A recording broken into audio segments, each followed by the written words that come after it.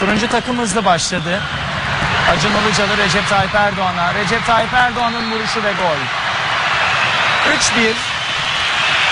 Kaleci Volkan Babacan efor sarf etmedi bu vuruşta. Recep Tayyip Erdoğan uzak direğe sağ ayağının dışıyla vurdu. Araya girdi. Kademede Yıldırım Demirören var.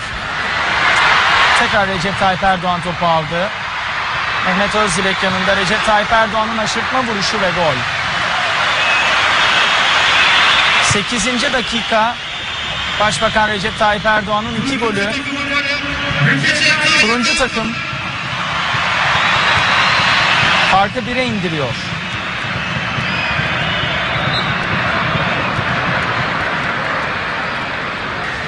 Yıldırım Demirören.